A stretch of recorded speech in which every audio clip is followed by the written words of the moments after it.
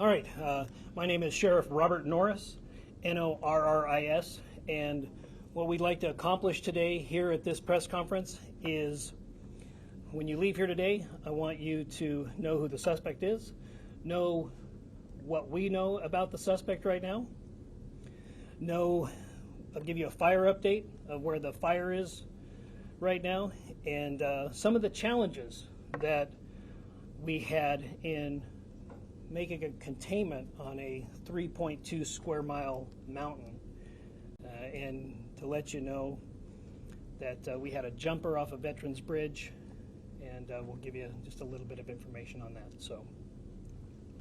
So the suspect that has been identified by our Cooney County Coroner's Office, Coroner Duke Johnson there, has been identified as Wes Val Rowley, date of birth of May 1st, 2005. As of right now, and this is all very, very preliminary, we've had a lot of resources at the crime scene. We've been working through the night, so many of these facts are subject to change. We believe that Rowley has prior residence in California, Arizona, and Idaho. We believe he was born in California. The Cooney County Sheriff's Office and Coeur d'Alene Police Department, we believe he was born in California. The Cooney County Sheriff's Office and Coeur d'Alene Police Department, we've had 5 interactions with Rowley, and of those 5 interactions, we've had 3, Coeur d'Alene Police had 2. They're very, very minor in nature. They had to do with more trespassing. He was trespassing in a location. He was asked to leave and he cooperated. We had some welfare checks. Very, very minor. We don't show any criminal history.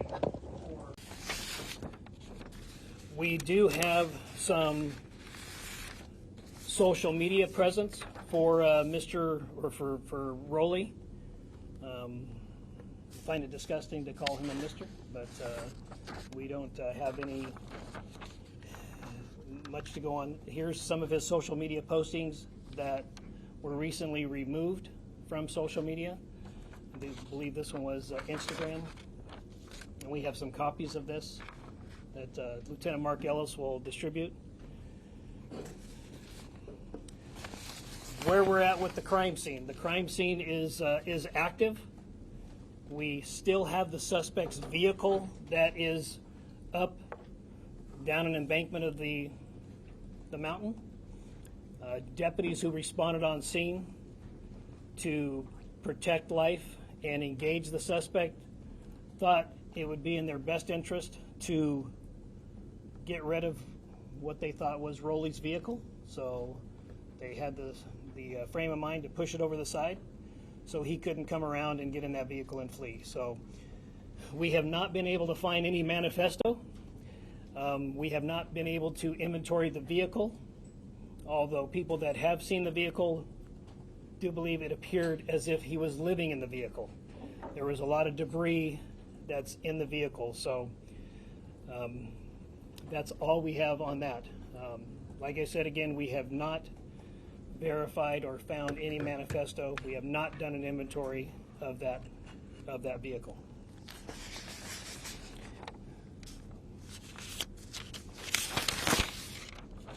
I'd like to give you an update on the fire that we believe Rowley started.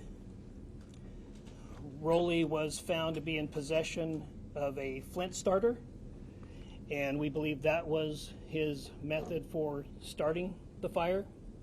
That eventually led to firefighters responding. So as of right now, the fire is at 26 acres. It has not grown.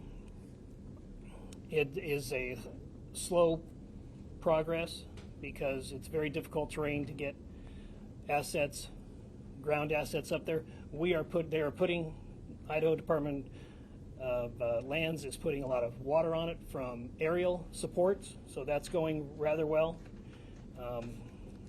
They believe they'll have a fire line around it by dark tonight. There are no structures that are threatened. Again, I'd like to say that last night about 11 p.m., we did receive information that an individual jumped from Veterans Bridge. That is not related to this situation whatsoever. We don't find any nexus to the murdering of the 2 firefighters and injuring of 1. Now we have some of our incident commander who was here last night. That was the incident command of the scene. We have some of our SWAT operators that were here last night, and we had about 27 containment points on this mountain. And just to give you an idea, when you're setting up a containment in an urban setting, you might have 1, 2, 3, 4 blocks that you're setting up a containment on. But when you are setting up on a mountain, that just provides a lot more difficult dynamics than if it were a city block. So we, to the 27 containment points, we had 2, 3, 4 officers per containment point. And then we have a primary containment point where we believe the suspect is. And then we have a secondary containment point. And we absolutely utilized every resource that responded to the command post.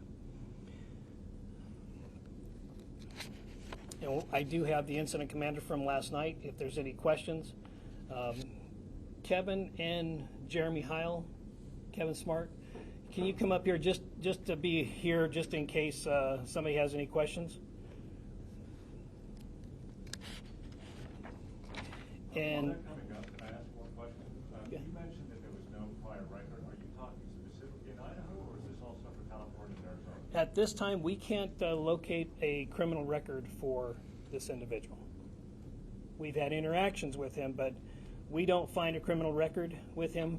Also, we don't find that there's any nexus to any Islamic Jihad, which is also being disseminated on social media. We don't find that there's a nexus to that either. Sure. Are you taking questions? Yes, we're going to take questions. Alex with the spokesman review. So are we clear, did the suspect die by suicide or was he shot by police? Do you know that yet? It appears that he shot himself. Yes. Do you know if he was stockpiling weapons up there or why he was on the mountain specifically? One gun, multiple guns? We have information that he at one time wanted to be a firefighter. So we don't know if there's a nexus to that desire and what happened yesterday, but there is information that we've received that he at one time wanted to be a firefighter.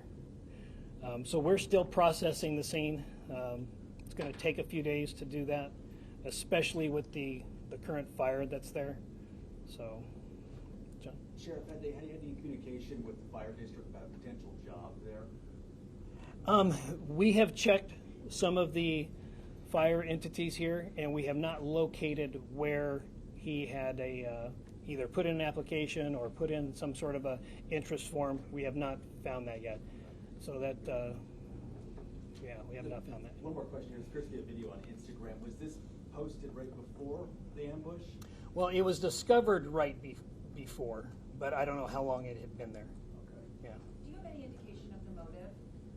Yeah, no, we don't have any indication of any motive at this time. And we, certainly we will continue to investigate that, but obviously we go on intent, and so, but we will certainly find out, or if there's any evidence to believe that there was a motive, we will do that. And I think an inventory of the vehicle would be a good place to start. Do you think his desire to potentially become a firefighter is part of this?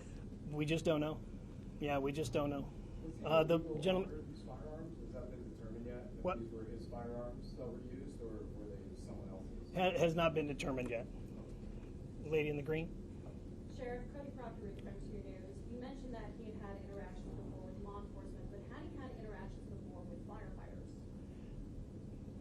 You know, we did not check to see if he had any interaction with firefighters. We do know that he did contact the firefighters when they came on scene, and there was a discussion. So, so we're still in the process of investigating that part of it. So, gentleman in the blue in the back. Sheriff, so talk to me about why you're sharing these Instagram posts. Talk to us, what does it look like when you're looking at this and what it symbolizes to the department? Well, we're trying to collect any and all information, and those social media posts are what we call open source information. So this is all in an effort to find out intent, to find out if there was any other, if there was a motive or whatever the case may be. But Then another question. We had some people that live in the area of the evacuation zone last night for the shelter in place. They said they didn't get a phone call, they didn't get a text. How does your system work? Was there a text that went out, or how did you let people know? yes, absolutely. Part of our Kootenai alerts system, we sent out a text, I believe, a 5-mile radius, and I encourage people who live or frequent the area to sign up for Kootenai alerts. So that's an opt-in service? well, yes, yep. The gentleman in the blue. Sure. The welfare checks that you guys initiated, Yep. were they given by a relative, a parent calling you to check on him, or are they concerned about his mental health?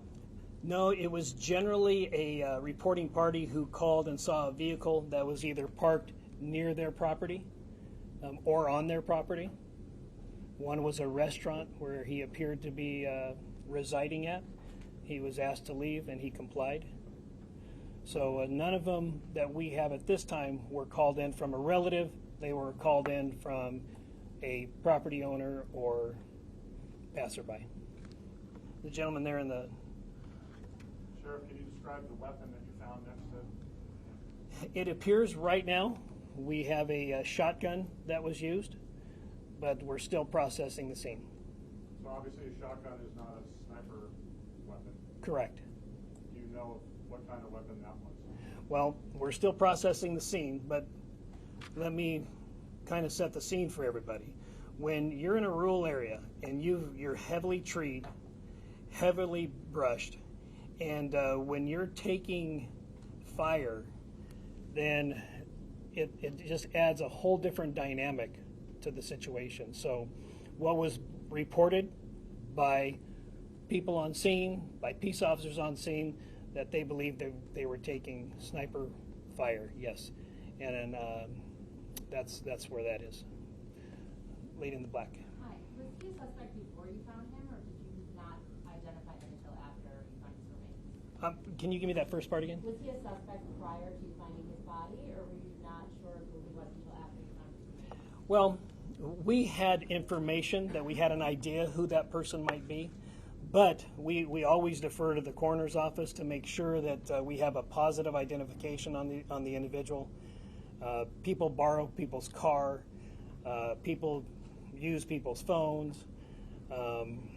Yeah, so we always want to make sure that we have a positive identification before we make any type of release. So this lady. Are you able to identify yet if Wes was the person who called 911, who made the initial 911 call? Still under investigation. If that is the case, he did not use his real name. So, but it certainly will be part of the investigation. But we had an individual called, a male, and he did not use the suspect's name. So. And one more clarification, because I think I misunderstood. Did you say there was an interaction with first responders? There was an interaction with the firefighters. When they first arrived on the scene? Correct. What was that then? It had something to do with his vehicle being parked where it was. Okay. So, yeah. The gentleman in the blue in the back. Sure, can you tell us what type of bullets then were used in the attack on the two or three firefighters? It's obviously you didn't know if were shot there. Right. Well, we know that some rifled slugs were used, and a rifled slug is a pretty big projectile. Anybody know off the top of their head how many grains a rifled slug is? Oh, 12 gauge is 1 ounce. yeah. So generally going to be a 1 ounce piece of metal. But we also have some fragmentation of something. So it's still early on. You know, we have some smaller projectiles, and we don't know if that was a fragmentation of one of the rifled slugs or another weapon. Like I said, we are still processing that scene. The firefighters are putting water on it, so we're still processing that. Yes, sir. Sheriff, can you tell us how sophisticated you think this ambush was? Or do you think this was an interaction that went badly? And one more thing, we were just right outside the scene, and we saw a firefighting vehicle come down with 3 completely flat tires. Were spikes used? Was that part of the ambush? No, part of once the rounds started to exchange back and forth, and when deputies got on scene, part of the theory was we don't want him to be able to circle back around and get into either one of the fire trucks or his own vehicle. So deputies disabled the trucks, and they pushed over the suspect vehicle off the side of the mountain. I mean, that just gives you a sense of how chaotic the moment must be. Oh, yeah. Disabling, crippling their own vehicles, so that the suspect that's unseen and elusive wouldn't be able to circle back and use it. Right, and we just don't, we just don't know in many cases, even if it's in an urban setting in a retail shopping center, how many suspects there are, because we're going to get different information, and we have to be able to evaluate that information to see what's credible, what's not credible. We always want to err on the side of caution, but initial reports were there was more than one suspect. Right here in the. I just want to make sure I'm completely clear on this. So at the moment, as things stand as far as the weapons go, you were confident that he used a shotgun. It's possible that he used another weapon. You're not absolutely sure, and you don't know what that other weapon would be. Is that right? Yeah, we're still processing the scene. So we know that there was a shotgun used. Absolutely. 100%. We know that for sure. So. Sir, I'm sorry, this is really asked. Do you have like survivalist training or any type of like? We cannot find any evidence that he has had any type of survivalist training. Now, he did grow up in from what we understand, he did grow up in a arborist family, and that they climb trees. And we did have reports that he was shooting at first responders via a tree. So he does have experience climbing trees. I also just wanted to clarify, you had said in the previous press conference, you were talking about misinformation. This is kind of going off the beaten path, but can you elaborate a bit on what that misinformation was? And I guess it felt like you had said families were finding out via Facebook, and I wanted to clarify that. Yeah, so what happened, firefighting and EMS channels here in Kootenai County are not, what's the word I'm looking for? Encrypted. They're not encrypted.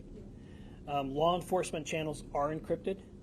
So pretty quickly there was audio of the help call that came out and was broadcasted on social media. And that is just really, really hard on the families. Had they heard that, and I don't know if they did or didn't, but had they heard that, they would be able to identify their voice of their loved one and just make a chaotic situation more chaotic. So that's one of the. I just want to be clear, none of the families were notified through social media. They were. I don't know. I Okay. wasn't involved in that part of it. Yeah, I do not know. Lady in the black there. Sure. In terms of just the timeline, I know that you provided us with one already, but where does that interaction, that first interaction with firefighters fit there? If they have that interaction, how soon after that is there gunfire? There was an interaction. So they arrived on scene. The initial call was about approximately 1:20. They arrived on scene. I'm going to guesstimate, but I would say probably about 13:50 or about 10 minutes until 2 o'clock. Somebody, One question I have is, you mentioned when you were doing welfare checks, what were those interactions like? Was the suspect just acting normal? Was there anything off about him at all during any of those interactions, or was there anything that stuck out for those? yeah, he cooperated on each one. He was told that, hey, the owner is asking you to leave. He left. There's certain criteria that we have to meet to be able to engage in somebody's well-being, and he did not meet those requirements at the time. So, yeah. Jeremy?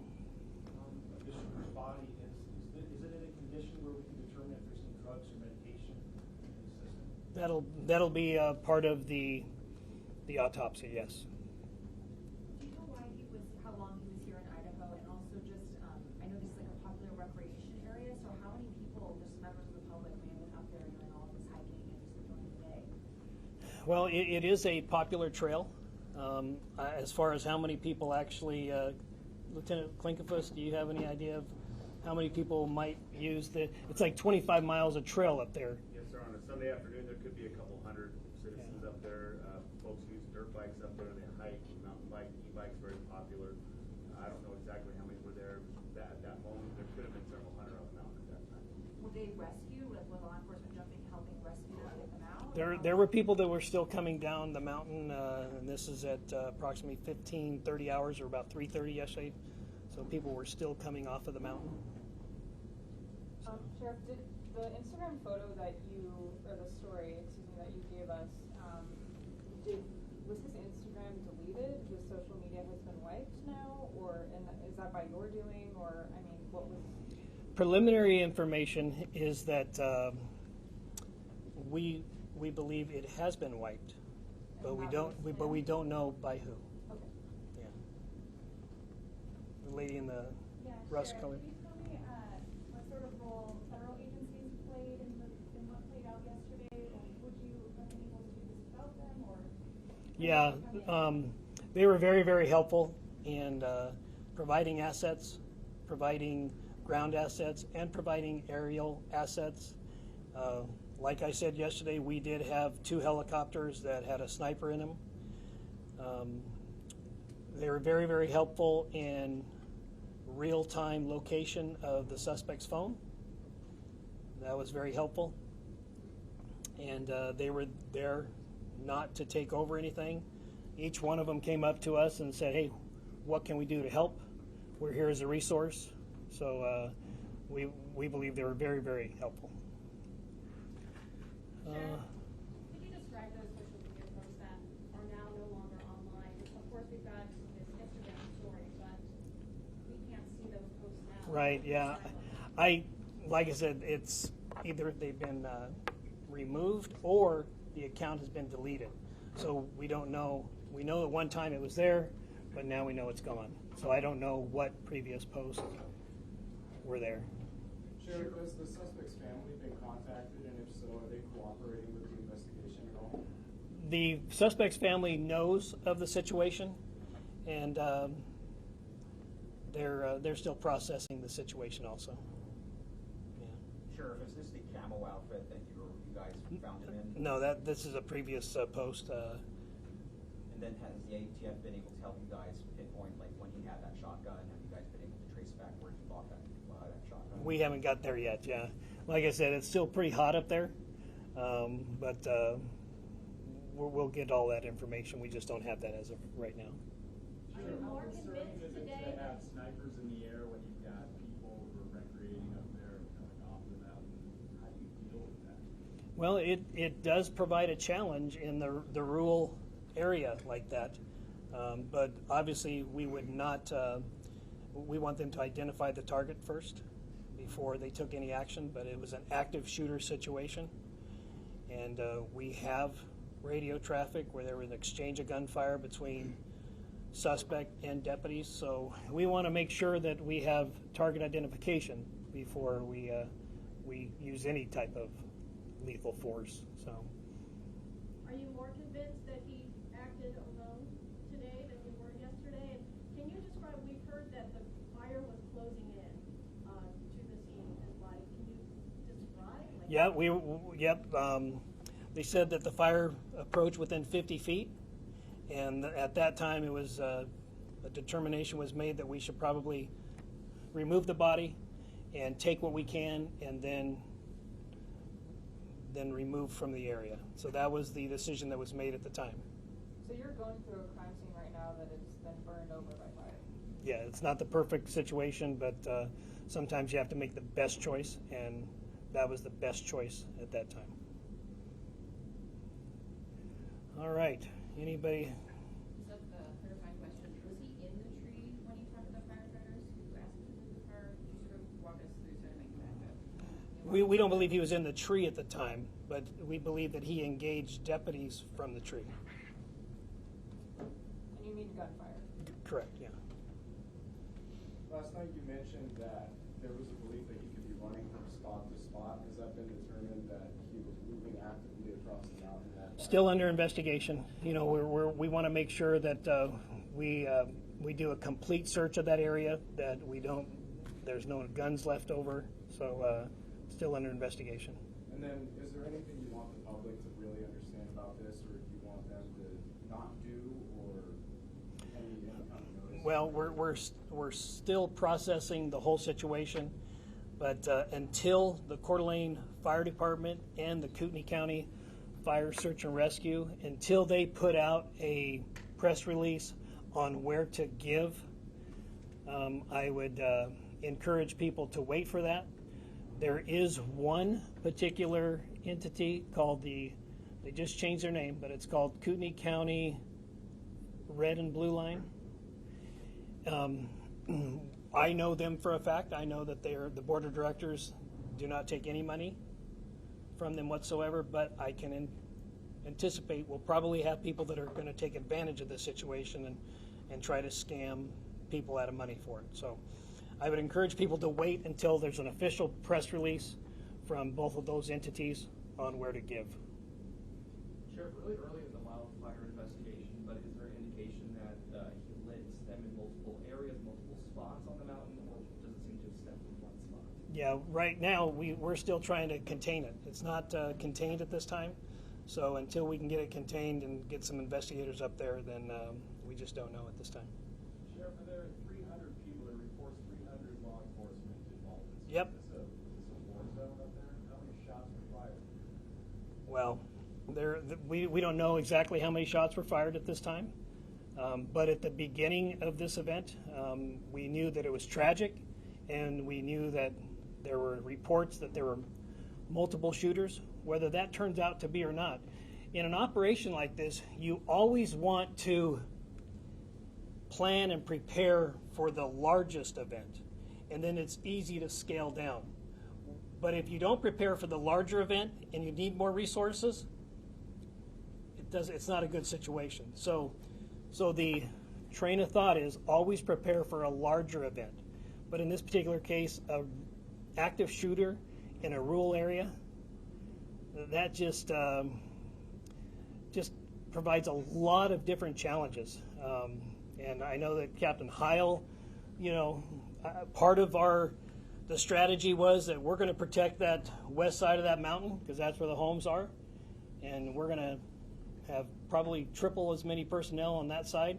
And if he wants to go east, or if he wants to go in the fire, let him. But there's a lot of different dynamics that you have to consider in a rural containment and a rural active shooter.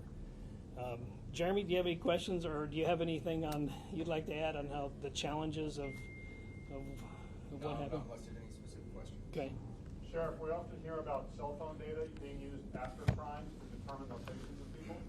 Were you guys actively, for lack of a better word, pinging him as the crime was unfolding? Yes. I hate to, go backwards a bit, but I did see deputies hugging each other and patting each other on the back when I was out there. I'm just kind of wondering what the mindset of your office is right now, and I guess how those first responders are doing after all this? They're in shock. Yeah, absolutely.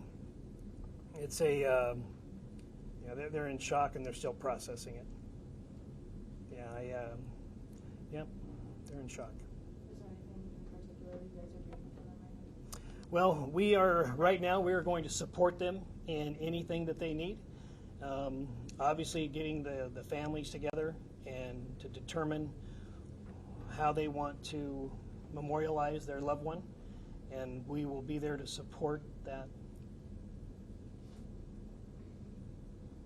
And a follow-up to my pinging question, sir? Sure. Do you have emergency agreements with cell providers for that kind of capability? Yes. Yeah.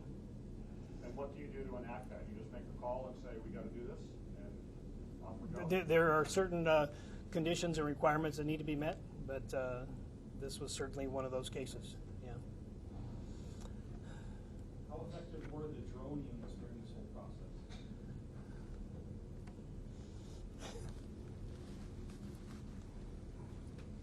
process? The drone units were very effective. Each agency that helped us out had their own drone with different capabilities, and in the end we were able to locate and verify where the body was when with the drones from the different agencies that were here. Your name, sir? Jeremy Heil, Captain. Spell the last name, please. Hyle.